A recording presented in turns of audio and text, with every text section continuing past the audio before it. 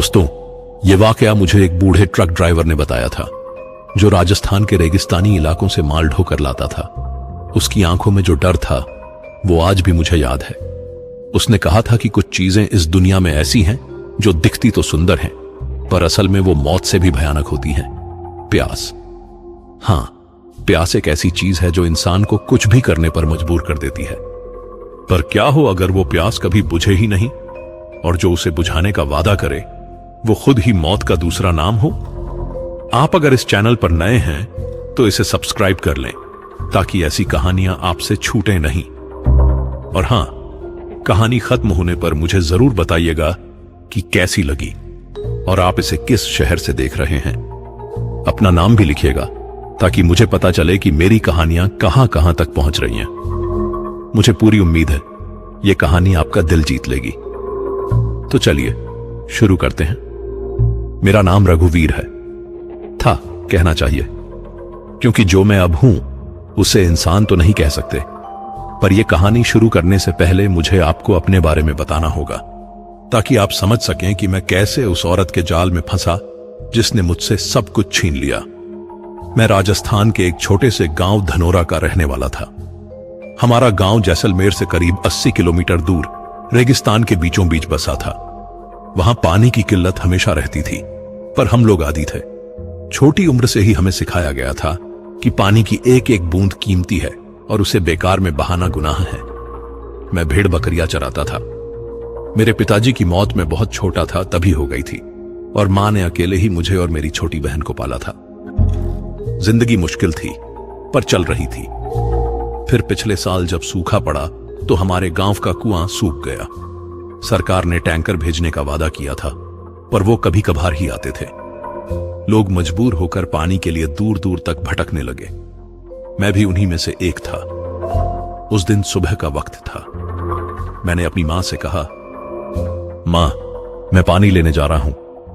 पास के गांव रामगढ़ में सुना है कि अभी भी एक कुआं है जिसमें पानी बाकी है। मां ने मेरी आंखों में देखा। उसकी आंखों में डर था पर मजबूरी भी। उसने कहा, बेटा, रामगढ़ बहुत दूर है और रास्ता खतरनाक है। सुना है उस रास्ते में कुछ अजीब चीजें होती हैं। मैंने हंसकर कहा, मां, यह सब बकवास है। भूत प्रेत कुछ नहीं होते। मैं 3-4 दिन में वापस आ जाऊंगा, तुम चिंता मत करो। मैंने 2 खाली बोरिया और एक प्लास्टिक का बड़ा ड्रम ऊंट की पीठ पर लादा, थोड़ा खाना और पानी की एक छोटी बोतल साथ ली और निकल पड़ा। शुरुआत तो अच्छी रही। मैं सुबह 4 बजे निकल गया था ताकि दिन की तपिश से बच सकूं। ऊंट धीरे धीरे चल रहा था और मैं रास्ते में गुनगुना रहा था। पर जैसे जैसे सूरज ऊपर चढ़ने लगा वैसे वैसे गर्मी भी बढ़ती गई। दोपहर तक मेरी पानी की बोतल खाली हो चुकी थी और मैंने सोचा कि शाम तक रामगढ़ पहुंच जाऊंगा। पर नसीब में कुछ और ही लिखा था। शाम होते होते आसमान में काले बादल छा गए। मैं खुश हो गया, सोचा शायद बारिश हो जाएगी। पर वो बादल बरसे नहीं, बस धूल का तूफान लेकर आए। इतनी तेज आंधी चली कि मैं रास्ता भटक गया। ऊंट डर गया और इधर उधर भागने लगा। मैंने उसे काबू करने की कोशिश की पर तूफान इतना तेज था कि मैं खुद ही गिर गया। जब आंधी थमी तो मैंने देखा कि मैं बिल्कुल अनजान जगह पर आ गया हूं। चारों तरफ बस रेत के टीले थे और कोई निशानी नहीं थी कि मैं किस दिशा में जाऊं। ऊंट भी गायब था। शायद वो डर कर कहीं भाग गया था। मेरे पास बस थोड़ा सा खाना बचा था और पानी एक बूंद भी नहीं। पहली रात मैंने एक टीले के नीचे गुजारी। भूख तो लग रही थी पर प्यास उससे भी ज्यादा सता रही थी। मेरा गला सूख रहा था और जुबान जैसे चमड़े की हो गई थी। मैंने खाने की कोशिश की पर बिना पानी के कुछ भी निगल नहीं पा रहा था। दूसरे दिन सुबह जब मैं उठा तो सूरज पहले से भी ज्यादा गुस्से में था। आसमान एकदम साफ था और हवा भी नहीं चल रही थी। सिर्फ गर्मी, तपती, जलाती, मारने वाली गर्मी। मैं चलने लगा। मुझे नहीं पता था कि किस दिशा में जाना है, बस चलता रहा। उम्मीद थी कि शायद कोई रास्ता मिल जाए या कोई गांव दिख जाए, पर घंटों चलने के बाद भी कुछ नहीं मिला। बस रेत और रेत और रेत। दोपहर तक मेरे होंठ फटने लगे और मुंह से खून आने लगा। प्यास अब सिर्फ एक एहसास नहीं रही थी, बल्कि एक जलती हुई चिंगारी बन चुकी थी जो मेरे सीने में धधक रही थी। मैंने कई बार रेत चाटने की कोशिश की, सोचा शायद उसमें कुछ नमी हो, पर वो और भी ज्यादा मुंह को सुखा देती थी। शाम को मैं गिर पड़ा। अब चलने की ताकत नहीं बची थी। मैंने आसमान की तरफ देखा और भगवान से प्रार्थना की, हे प्रभु, अगर मुझे मरना ही है तो जल्दी मार दो, पर इतनी तड़पा मत दो। तीसरा दिन, वो सबसे भयानक था। सुबह जब मैं उठा तो मेरी आंखों के सामने सब कुछ धुंधला दिख रहा था। मुझे लग रहा था जैसे मेरा दिमाग पिघल रहा है। मैं किसी तरह उठा और फिर से चलने की कोशिश की, पर हर कदम पर लगता था जैसे मेरे पांव में सीसा भर दिया गया है। मैं गिरता, उठता, फिर गिरता। मेरी जुबान अब इतनी सूख चुकी थी कि उससे आवाज भी नहीं निकल रही थी। मैंने सोचा कि बस अब खत्म हो जाएगा सब कुछ, मौत आने ही वाली है। और तभी मैंने उसे देखा। दूर रेत के टीलों के बीच एक औरत खड़ी थी। पहले तो मुझे लगा कि यह मेरा वहम है, मृग तृष्णा है, क्योंकि रेगिस्तान में ऐसा अक्सर होता है।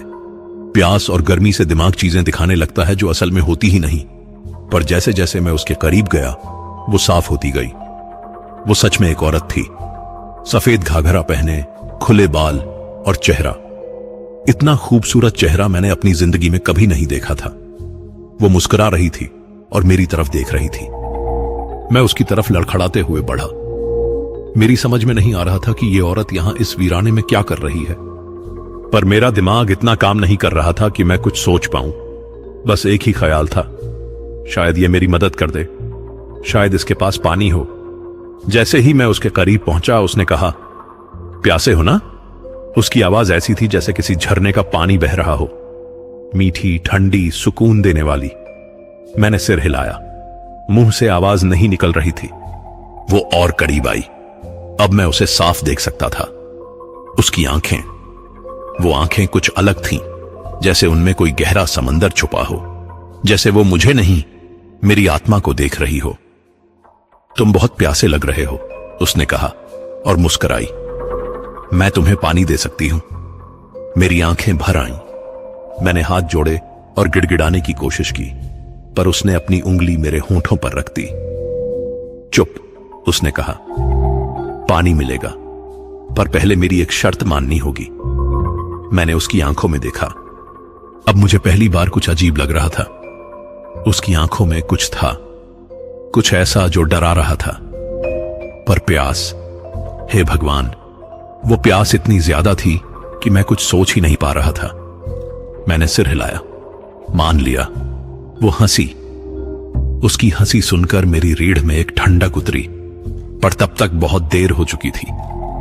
उसने झुककर मेरे कान में फुसफुसाया, पहले मुझे अपनी वासना का स्वाद चखाओ, फिर मैं तुम्हें जीवन का जल दूंगी। देखिए, मैं जानता हूं कि आप क्या सोच रहे होंगे। आप सोच रहे होंगे कि मैं कितना बेवकूफ था, कितना नासमझ, कि मुझे समझ जाना चाहिए था कि कुछ गड़बड़ है। पर आप नहीं जानते कि प्यास क्या होती है। असली प्यास, वो प्यास जो आपके दिमाग को, आपकी सोचने की शक्ति को, आपकी सारी समझदारी को निगल जाती है। उस वक्त मेरे लिए सिर्फ एक चीज मायने रखती थी, पानी, बस एक घूंट पानी। और अगर उसके लिए मुझे कुछ करना पड़े तो मैं करने को तैयार था, भले ही वो कुछ भी हो। जब उसने मेरे कान में फुसफुसाकर अपनी शर्त बताई तो एक पल के लिए मेरे अंदर कुछ हिला। एक आवाज आई, रघुवीर, यह गलत है, ये औरत, ये कुछ अजीब है, भाग जा यहां से। पर उस आवाज को मेरी प्यास ने दबा दिया।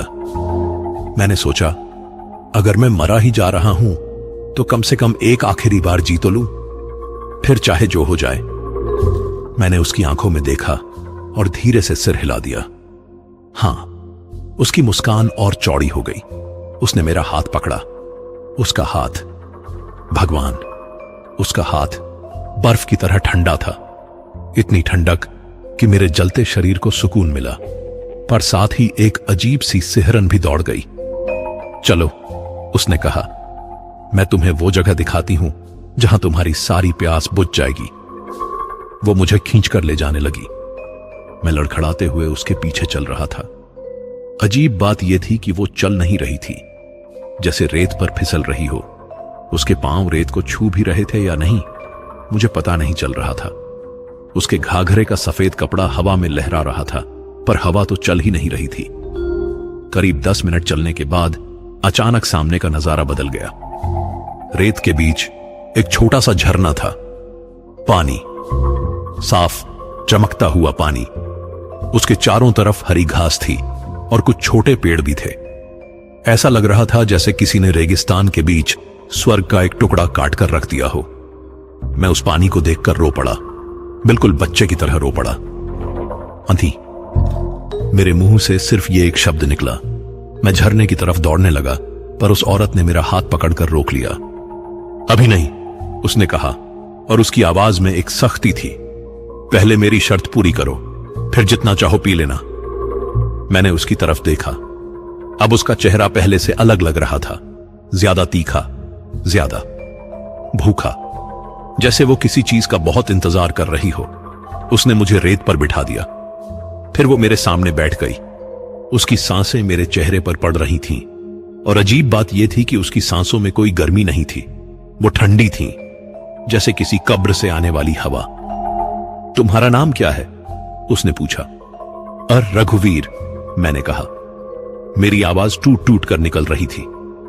रघुवीर। उसने मेरा नाम इस तरह बोला जैसे उसे चख रही हो। अच्छा नाम है। तुम जानते हो मेरा नाम क्या है? मैंने सिर हिलाया। नहीं। वो हंसी। उसकी हंसी इतनी अजीब थी कि मेरे रोंगटे खड़े हो गए।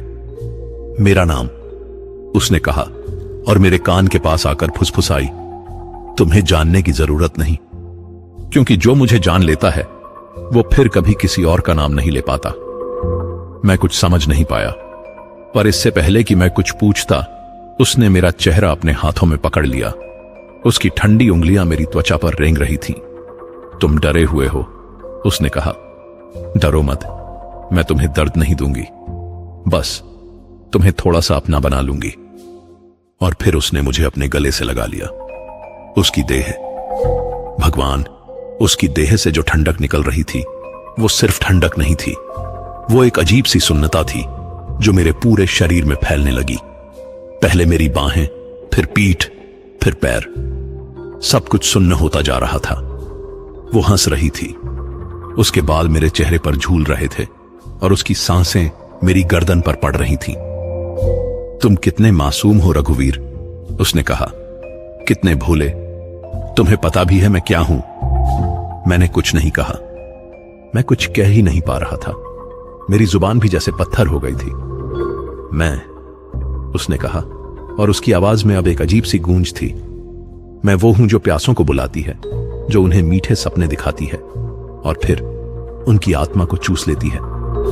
मेरी आंखें फटी रह गईं। मैं उसे धक्का देकर हटाने की कोशिश करने लगा, पर मेरे हाथ काम नहीं कर रहे थे। मेरा पूरा शरीर जैसे पत्थर बन गया था। वो और जोर से हंसी। उसकी हंसी अब चीख की तरह लग रही थी। अब तुम मेरे हो, उसने कहा, और जल्द ही तुम भी इस रेगिस्तान का हिस्सा बन जाओगे। उसने अपना चेहरा मेरी गर्दन पर दबाया। मुझे लगा जैसे किसी ने मेरी नस में सुई घोंप दी हो। एक तेज दर्द, फिर एक अजीब सी सुन्नता। मैं चीखना चाहता था, पर मुंह से आवाज नहीं निकल रही थी। मेरी आंखों के सामने अंधेरा छाने लगा। मुझे लगा कि बस अब खत्म हो गया, मैं मरने वाला हूं। पर फिर अचानक कुछ हुआ। दूर से एक आवाज आई, किसी की पुकार। रघुवीर, रघुवीर बेटा। वो आवाज, वो मेरी मां की आवाज थी। उस औरत ने अचानक मुझसे अपना चेहरा हटाया। उसकी आंखों में गुस्सा था। ये कौन है? उसने चीखते हुए कहा। कौन है जो मुझे परेशान कर रहा है? मुझे कुछ समझ नहीं आ रहा था। मेरी मां तो घर पर थी, फिर उसकी आवाज यहां कैसे आ रही है? पर वो आवाज फिर आई, रघुवीर बेटा उठ जा, वो झूठ है, सब झूठ है। उस औरत ने मुझे छोड़ दिया और खड़ी हो गई। उसका चेहरा अब बदल रहा था। सुंदर चेहरा अब विकराल होता जा रहा था। उसकी आंखें लाल हो गई थीं और दांत, उसके दांत नुकीले हो गए थे। नहीं, वो चीखी, ये मेरा शिकार है, मैं इसे नहीं छोड़ूंगी। पर उस आवाज ने फिर पुकारा, इस बार और जोर से, रघुवीर, अपनी मां को याद कर, अपनी बहन को याद कर। तू वादा करके गया था कि वापस आएगा। और अचानक मेरे दिमाग में सब कुछ साफ हो गया। मैंने अपनी मां को याद किया, उसका चेहरा, उसकी मुस्कान, उसके आंसू जो उसने मुझे विदा करते वक्त छुपाने की कोशिश की थी। मैंने अपनी छोटी बहन को याद किया जो मुझसे लिपट कर रो रही थी और कह रही थी, भैया जल्दी आ जाना। मेरे अंदर कुछ जगा, एक ताकत, एक इच्छा शक्ति। मैंने उस औरत की तरफ देखा। अब उसका असली रूप दिख रहा था। वो कोई औरत नहीं थी, वो एक पिशाचिनी थी। उसकी त्वचा काली पड़ चुकी थी, बाल उलझे हुए और आंखें, वो आंखें मौत से भी डरावनी थीं। नहीं, मैं चीखा। मेरी आवाज वापस आ गई थी। मैं तुम्हारा नहीं हूं, मैं अपनी मां का बेटा हूं, मैं अपनी बहन का भाई हूं। मैंने पूरी ताकत लगाकर उसे धक्का दिया। वो पीछे गिर गई और जमीन पर गिरी। उसने चीखते हुए कहा, तुम भाग नहीं सकते, ये रेगिस्तान मेरा है, हर प्यासा यहां मेरा ही होता है। पर मैं नहीं सुना। मैं उठा और भागने लगा। मेरे पैरों में फिर से जान आ गई थी। मैं पीछे मुड़कर नहीं देखा, बस भागता रहा। उसकी चीखें मेरे पीछे पीछे आ रही थीं। तुम वापस आओगे, तुम्हें प्यास फिर लगेगी और तब मैं तुम्हें पकड़ लूंगी। मैं भागता रहा। कितनी देर भागा मुझे नहीं पता, पर एक वक्त ऐसा आया जब मेरे पैर नहीं चले। मैं फिर से गिर पड़ा और इस बार मुझे कुछ और दिखा। दूर कुछ लोग आ रहे थे, असली लोग, गांव के लोग। वो मुझे ढूंढ रहे थे। यहां है, रघुवीर यहां है, किसी ने चीख कर कहा। लोग मेरे पास दौड़कर आए। उन्होंने मुझे उठाया, मुझे पानी पिलाया, असली पानी, जीवन देने वाला पानी। मैं रो पड़ा। इस बार खुशी के आंसू थे। मैं बच गया था, उस पिशाचिनी से बच गया था। पर जो मैं नहीं जानता था वो ये कि बचना सिर्फ शुरुआत थी। असली खेल तो अब शुरू होने वाला था। गांव वाले मुझे उठाकर रामगढ़ ले गए। वहां के एक वैद्य ने मेरा इलाज किया। मुझे 3 दिन होश नहीं आया। बुखार इतना तेज था कि डॉक्टर को भी लगा कि शायद मैं बच नहीं पाऊंगा। पर चौथे दिन मेरी आंखें खुली। सबसे पहले मैंने अपनी मां को देखा। वो मेरे बगल में बैठी थी, मेरा हाथ पकड़े हुए। उसकी आंखें लाल थीं, जैसे रात भर रोई हो। जब उसने देखा कि मैं होश में आ गया हूं तो वो फूट फूट कर रोने लगी। बेटा, उसने मुझे गले लगा लिया। तू बच गया, भगवान का शुक्र है कि तू बच गया। मेरी छोटी बहन भी रो रही थी। उसने मेरा हाथ पकड़ रखा था और बार बार कह रही थी, भैया अब कभी मत जाना, अब हमेशा यहीं रहना। मैं कुछ नहीं बोल पाया, बस रोता रहा। पर मेरे आंसू सिर्फ खुशी के नहीं थे, उनमें डर भी था, क्योंकि मैं जानता था कि जो मैंने देखा है वो सच था। और उस पिशाचिनी ने आखिरी बार जो कहा था वो मेरे कानों में अभी भी गूंज रहा था, तुम वापस आओगे। अगले कुछ दिन ठीक रहे। मैं धीरे धीरे ठीक हो रहा था। मां ने मुझे खूब खाना खिलाया और गांव के लोगों ने मेरी खूब देखभाल की। सब लोग मेरी कहानी सुनना चाहते थे कि मैं कहां गया था और क्या हुआ था। पर मैंने किसी को कुछ नहीं बताया, क्योंकि मैं जानता था कि अगर मैंने उस पिशाचिनी के बारे में बताया तो लोग मुझे पागल समझेंगे, या फिर कहेंगे कि गर्मी और प्यास से मेरा दिमाग खराब हो गया था और मैंने सब कुछ सपने में देखा था। पर मुझे पता था कि वो सपना नहीं था, वो सच था। और जल्द ही मुझे इसका सबूत मिलने वाला था। पहली रात जब मैं अपने घर वापस आया तो सब कुछ सामान्य लगा। मैं थका हुआ था तो जल्दी सो गया। पर रात में अचानक मेरी नींद खुली। कमरे में एक अजीब सी ठंडक थी। हवा नहीं चल रही थी, पर फिर भी ऐसा लग रहा था जैसे कोई मेरे चेहरे पर ठंडी सांस छोड़ रहा हो। मैं उठकर बैठ गया और तभी मैंने उसे देखा। खिड़की के बाहर चांदनी में वो खड़ी थी, वही औरत, वही पिशाचिनी। वो मुझे देख रही थी। उसकी आंखें चमक रही थीं और उसके होंठों पर वही मुस्कान थी, वो धीरे धीरे मुस्कान जो मेरे रोंगटे खड़े कर देती थी। मैं चीखना चाहता था पर मेरी आवाज नहीं निकली। वो बस मुझे देखती रही और फिर धीरे धीरे गायब हो गई। मैं डर से कांपने लगा। मैंने पूरी रात जागते हुए गुजारी, खिड़की की तरफ देखते हुए, पर वो फिर नहीं आई। सुबह मैंने सोचा कि शायद वो मेरा वहम था, शायद मैं डर की वजह से चीजें देख रहा हूं। पर अगली रात वो फिर आई, और फिर अगली रात भी। हर रात वो खिड़की के बाहर खड़ी होती, मुझे देखती और फिर गायब हो जाती। कभी कभी वो अपने होंठ हिलाती जैसे कुछ कह रही हो, पर मुझे सुनाई नहीं देता था। मैं धीरे धीरे पागल होने लगा। नींद नहीं आती थी, खाना नहीं खाया जाता था। मैं हर वक्त डरा सहमा रहता था। मां ने नोटिस किया। उसने पूछा, बेटा तुझे क्या हो गया है? तू इतना डरा डरा सा क्यों रहता है? मैं क्या बताता कि एक पिशाचिनी मेरे पीछे लगी है, कि वो हर रात मुझे देखने आती है। मैंने बस कहा, कुछ नहीं मां, बस थोड़ा कमजोर हूं, ठीक हो जाऊंगा। पर मैं ठीक नहीं हो रहा था। उल्टा मेरी हालत और खराब होती जा रही थी। एक रात जब वो फिर आई तो उसने कुछ अलग किया। इस बार वो सिर्फ खड़ी नहीं रही, उसने खिड़की पर दस्तक दी। ने टक, धीमी नियमित दस्तकें। मैं बिस्तर पर जम गया। मेरा दिल इतनी जोर से धड़क रहा था कि मुझे लगा कि वो बाहर सुनाई दे जाएगा। फिर उसकी आवाज आई, वही मीठी ठंडी आवाज, रघुवीर दरवाजा खोल दो। मैंने कोई जवाब नहीं दिया। रघुवीर, मुझे तुमसे बात करनी है, भाग जा यहां से, मैंने चीख कर कहा। मुझे अकेला छोड़ दे। वो हंसी, उसकी हंसी कमरे में गूंजने लगी। मैं तुम्हें अकेला नहीं छोड़ूंगी रघुवीर, उसने कहा। तुम मेरे हो, तुमने मुझे छुआ है, तुमने मेरी बाहों में सुकून पाया है, अब तुम हमेशा मेरे रहोगे। नहीं, मैं चीखा, मैं तेरा नहीं हूं, मैं तुझसे बच गया हूं। बचे? उसकी आवाज में मजाक था। तुम सोचते हो तुम बच गए? अरे मूर्ख, मैंने तुम्हें जाने दिया क्योंकि मैं जानती थी कि तुम मेरे पास वापस आओगे। मैं कभी नहीं आऊंगा। देखेंगे, उसने कहा। बहुत जल्द तुम्हें फिर से प्यास लगेगी, और इस बार वो प्यास पानी से नहीं बुझेगी। वो प्यास मेरी प्यास होगी, मुझे छूने की, मुझे महसूस करने की, मुझे पाने की प्यास। और फिर वो गायब हो गई। उस रात के बाद से कुछ दिन शांत रहे। वो नहीं आई। मैंने सोचा कि शायद उसे समझ आ गया कि मैं उसका नहीं बनने वाला। पर फिर उसने जो कहा था वो सच होने लगा। मुझे एक अजीब सी बेचैनी होने लगी, एक अजीब सी प्यास। पर यह पानी की प्यास नहीं थी, ये कुछ और थी।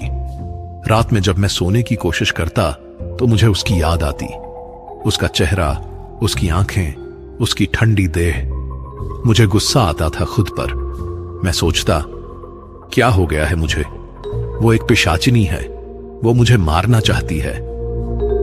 पर दिल कुछ और ही कहता था। धीरे धीरे मैं समझने लगा कि उसने मेरे साथ क्या किया था। उसने मेरे अंदर अपना एक हिस्सा छोड़ दिया था, एक ऐसा हिस्सा जो मुझे उसकी तरफ खींचता था। मैं इससे लड़ने की कोशिश करता, मैं मंदिर जाता, पूजा करता, भगवान से प्रार्थना करता कि मुझे इस शाप से मुक्ति दे, पर कुछ नहीं होता। 1 महीना बीत गया। मैं दिन ब दिन कमजोर होता जा रहा था। ना खाना अच्छा लगता था, ना पानी। बस एक ही चीज की तलब थी, उसे देखने की। मां बहुत परेशान थी। उसने गांव के वैद्य को बुलाया, ओझा को बुलाया। सबने अपने अपने तरीके से मुझे ठीक करने की कोशिश की, पर कुछ काम नहीं आया। एक दिन एक बूढ़ा साधु हमारे गांव आया। वो तांत्रिक विद्या जानता था। मां ने उसे मेरे बारे में बताया। वो साधु मुझसे मिलने आया। उसने मेरी आंखों में देखा, मेरा माथा छुआ, और फिर उसके चेहरे पर चिंता के भाव आ गए। ये लड़का, उसने कहा, इसे किसी पिशाचिनी ने छुआ है और अब ये उसके वश में है। मां रो पड़ी। कोई उपाय है? मेरे बेटे को बचाया जा सकता है? साधु ने सिर हिलाया। उपाय है, पर बहुत मुश्किल है। इसे खुद ही लड़ना होगा, इसे अपने मन को मजबूत करना होगा, और सबसे जरूरी, उसने मेरी तरफ देखा, इसे उस जगह पर दोबारा जाना होगा जहां वो पिशाचिनी रहती है, और वहां जाकर इसे उसका सामना करना होगा। क्या? मैं चीख पड़ा। मैं वहां वापस नहीं जाऊंगा, कभी नहीं। अगर तुम वापस नहीं गए, साधु ने कहा, तो यह प्यास तुम्हें पागल बना देगी, और एक दिन तुम खुद ही वहां चले जाओगे, पर तब तुम्हारे पास अपना दिमाग नहीं होगा। तुम बस एक कठपुतली बन जाओगे उस पिशाचिनी की। उसके शब्द मेरे दिल में चुभ गए। मैं जानता था कि वो सच कह रहा है। मैं महसूस कर सकता था कि मेरा अपने ऊपर नियंत्रण धीरे धीरे खत्म हो रहा है। तो मुझे क्या करना होगा? मैंने पूछा। साधु ने एक छोटी सी थैली निकाली। उसमें कुछ जड़ी बूटियां और एक काला धागा था। ये पहन लो, उसने कहा। यह तुम्हें थोड़ी ताकत देगा, और जब तुम उसके सामने जाओ तो याद रखना, पिशाचिनी का असली डर तुम्हारी आत्मा में नहीं बल्कि तुम्हारे मन में है। अगर तुमने उससे डरना छोड़ दिया तो वो तुम्हारा कुछ नहीं बिगाड़ सकती। मैंने वो धागा पहन लिया और उस रात मैंने फैसला कर लिया, मैं वापस जाऊंगा उस रेगिस्तान में, उस पिशाचिनी के पास, और इस बार मैं उससे लड़ूंगा, चाहे जो हो जाए। अगली सुबह मैंने मां को सब कुछ बता दिया, पूरी कहानी, उस पिशाचिनी के बारे में, उस झरने के बारे में, और जो कुछ भी मेरे साथ हुआ था। पहले तो मां को यकीन नहीं आया। उसने सोचा कि मेरा दिमाग फिर खराब हो रहा है, पर जब उसने मेरी आंखों में देखा तो उसे समझ आ गया कि मैं सच बोल रहा हूं। वो रो पड़ी। नहीं बेटा, उसने कहा मुझे गले लगाते हुए, तू वहां वापस नहीं जाएगा। मैं तुझे नहीं भेज सकती उस जगह पर जहां तुझे मौत मिल सकती है। मां, मैंने कहा उसके आंसू पोंछते हुए, अगर मैं नहीं गया तो मैं यहां बैठे बैठे मर जाऊंगा। धीरे धीरे, तड़प तड़प कर मुझे जाना होगा, मुझे उससे लड़ना होगा। मां जानती थी कि मैं सही कह रहा हूं। उसने आखिरकार मान लिया, पर उसने एक शर्त रखी। तू अकेले नहीं जाएगा, उसने कहा। गांव के कुछ लोगों को साथ ले जा, वो साधु को भी ले जा। मैंने सिर हिलाया। नहीं मां, यह लड़ाई मेरी है, मुझे अकेले ही लड़नी होगी। अगर मैं किसी और को साथ ले गया तो उनकी जान खतरे में पड़ सकती है। उस शाम मैंने तैयारी शुरू की। साधु ने मुझे कुछ मंत्र सिखाए, कुछ खास जड़ी बूटियां दी और एक छोटी सी चाकू दी जिस पर कुछ तांत्रिक निशान बने हुए थे। यह चाकू तुम्हारी रक्षा करेगी, उसने कहा, पर याद रखना, असली हथियार तुम्हारे मन की ताकत है। अगर तुमने डर दिखाया तो वो तुम्हें खा जाएगी। रात में जब सब सो गए तो मैं चुपके से निकल गया। मैं नहीं चाहता था कि मां या बहन मुझे जाते हुए देखें। उनके आंसू मुझे कमजोर बना देते। इस बार मेरे पास ऊंट नहीं था। मैं पैदल ही चल पड़ा। साधु ने बताया था कि अगर मैं सच्चे दिल से उस जगह को ढूंढना चाहूं तो वो खुद मुझे बुला लेगी, क्योंकि पिशाचिनी मुझे पाना चाहती है। और सच में ऐसा ही हुआ। मैं बस कुछ घंटे चला था कि मुझे वो जगह मिल गई। वही रेत के टीले, वही सूना रेगिस्तान, और दूर वो झरना। इस बार वो और भी खूबसूरत लग रहा था। चांदनी में पानी चमक रहा था और चारों तरफ की हरियाली ऐसी लग रही थी जैसे किसी ने स्वर्ग का एक टुकड़ा यहां गिरा दिया हो। पर मैं जानता था कि यह सब झूठ है। मृग तृष्णा, एक धोखा। मैं झरने की तरफ धीरे धीरे चलने लगा। मेरा दिल तेजी से धड़क रहा था, पर मैंने खुद को काबू में रखा। जैसे ही मैं झरने के पास पहुंचा, हवा में एक अजीब सी खुशबू फैल गई, मीठी पर साथ ही सड़ी हुई, जैसे फूल और लाश एक साथ हों। और फिर वो आई। इस बार वो सफेद घाघरे में नहीं थी, वो काले कपड़ों में थी और उसके बाल खुले हुए थे। उसकी आंखें लाल थीं और चेहरे पर एक अजीब सी मुस्कान थी। आ गए तुम, उसने कहा, अपनी आवाज में एक अजीब सा सुकून भरते हुए। मुझे पता था कि तुम वापस आओगे। तुम सब आते हो आखिर में। मैंने उसकी तरफ देखा। इस बार मैं डरा नहीं, गुस्सा आया। मैं तुमसे लड़ने आया हूं, मैंने कहा। मुझे तुमसे मुक्ति चाहिए। वो हंसी। उसकी हंसी रेगिस्तान में गूंजने लगी। मुक्ति? उसने कहा। अरे मूर्ख, यहां से मुक्ति नहीं मिलती। यहां तो बस एक ही चीज मिलती है, मैं। वो मेरी तरफ बढ़ने लगी। उसकी चाल अजीब थी, जैसे वो हवा में तैर रही हो। तुम जानते हो ना, उसने कहा, मैं कौन हूं, मेरी कहानी क्या है? मैंने सिर हिलाया। नहीं, मैं भी कभी तुम्हारी तरह थी, उसने कहा, और उसकी आवाज में पहली बार कुछ दर्द था। मैं भी एक इंसान थी। मेरा नाम मालविका था। मैं इसी गांव की थी, बहुत साल पहले। मुझसे प्यार करता था एक आदमी। उसने मुझसे शादी का वादा किया, पर फिर उसने मुझे छोड़ दिया। किसी और से शादी कर ली। उसने आसमान की तरफ देखा। उसकी आंखों में आंसू थे। मैं टूट गई, इतनी टूट गई कि मैंने अपनी जान दे दी। यहीं इस रेगिस्तान में मैं भटकती रही, पानी की तलाश में, प्यास से तड़पती हुई, और आखिर में मैं मर गई।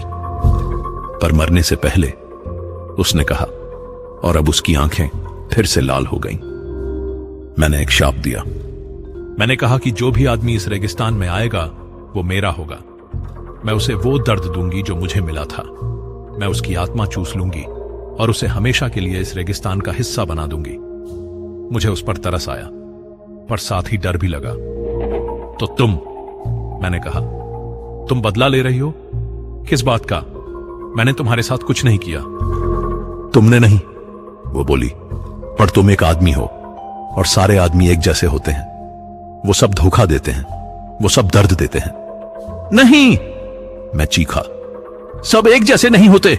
मैं अलग हूं, मैंने किसी को धोखा नहीं दिया। वो मेरे बिल्कुल पास आ गई, इतनी पास कि मैं उसकी ठंडी सांसें अपने चेहरे पर महसूस कर सकता था। अलग? उसने फुसफुसाते हुए कहा, तुम सब यही कहते हो, पर आखिर में तुम सब एक जैसे निकलते हो। उसने मेरा हाथ पकड़ लिया। उसकी पकड़ बर्फ की तरह ठंडी थी। आओ, उसने कहा, अब बहुत बातें हो गईं, अब तुम मेरे साथ आओ, हमेशा के लिए। पर मैंने अपना हाथ छुड़ा लिया। साधु ने जो धागा दिया था वो मेरी कलाई पर बंधा था। उसने मुझे ताकत दी। नहीं, मैंने कहा, मैं तुम्हारे साथ नहीं आऊंगा और ना ही मैं तुम्हें किसी और को लेने दूंगा। उसके चेहरे पर गुस्सा आ गया। उसकी आंखें और भी ज्यादा लाल हो गईं और उसके दांत नुकीले हो गए। तुम्हारी हिम्मत कैसे हुई? वो चीखी, तुम मुझसे लड़ोगे? तुम एक नाकाम इंसान? हां, मैंने कहा, और साधु की दी हुई चाकू निकाल ली। मैं लड़ूंगा क्योंकि मुझे अपनी मां के पास वापस जाना है, अपनी बहन के पास वापस जाना है। मैंने चाकू उसकी तरफ तान दी। चाकू पर बने तांत्रिक निशान चमकने लगे।